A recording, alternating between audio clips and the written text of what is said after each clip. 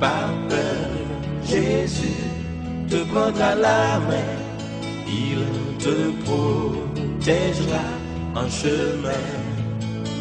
N'aie pas peur quand la vie te bouscule, lève-toi et marche sans recul. Ne dis plus rien. Le Seigneur est la force de son peuple, le protecteur et le sauveur de ses fidèles. Sauve-nous, Seigneur, veille sur nous, conduis-nous toujours. Frères et sœurs en Jésus, bon dimanche.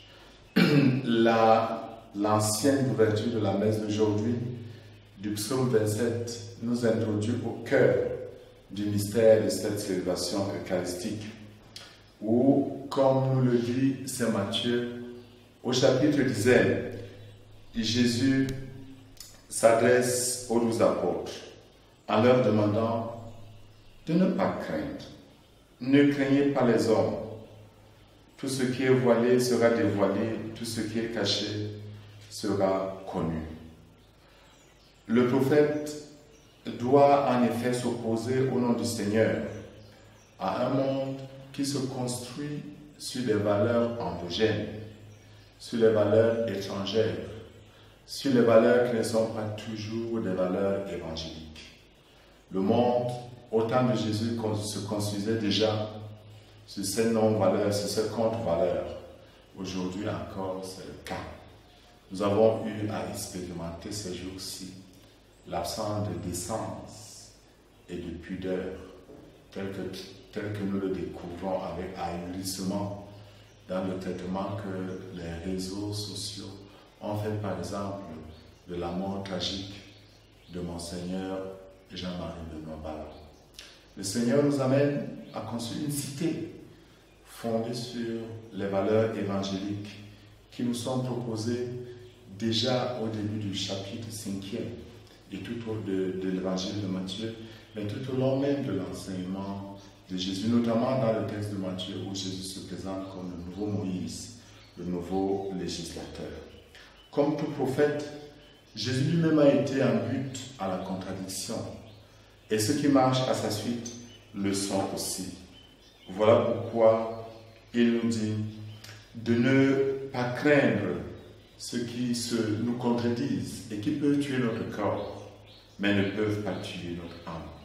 Il faut plutôt craindre celui qui peut, après avoir tué le corps, dit-il, nous faire périr dans la géhenne. L'âme et le corps sont importantes, mais Jésus nous a toujours enseigné que le corps est faible, c'est l'âme qui est ardente. Est-ce qu'on ne vend pas deux moineaux pour un sou, dit Jésus. Or, pas un seul ne tombe à terre sans que votre Père le veuille. Quant à vous, vos cheveux sont tous comptés. Soyez donc sans crainte, vous valez plus que tous les moineaux du monde. Oui, c'est une parole qui réconforte énormément. Savoir que nous valons plus que ce que nous considérons sans valeur, mais qui à coup sûr a une valeur aux yeux de Dieu. Les moineaux, les oiseaux du ciel, qui mangent, ou les fleurs des champs, qui sont, comme le dit le même Jésus dans le texte de Luc, qui sont mieux vêtus que Salomon dans sa splendeur. Le Seigneur sait s'occuper des oiseaux du ciel, des bêtes des champs, des fleurs des champs. À plus forte raison, nous qui sommes ses élus. Le Seigneur n'écoute-t-il pas ses élus quand il crie vers lui nuit et jour? Dans la première lecture, nous avons le cas du prophète Jérémie qui fait face à une contradiction énorme. Et le peuple le condamne. Dénoncez-le. Allons le dénoncer. L'homme qui voit partout le malheur. Et Jérémie se tournera vers le Seigneur pour lui rappelle-toi, Seigneur. Rappelle-toi, Seigneur Dieu de l'univers. Toi qui scrutes l'homme juste, toi qui vois les reins et les cœurs, montre-moi la revanche que tu prendras sur ces gens-là. Car c'est à toi que j'ai confié ma cause. C'est à toi, Seigneur, que nous confions notre cause. C'est de par votre Père. D'un côté, le Seigneur qui nous dit, nous valons plus que les oiseaux du ciel. N'ayez pas peur.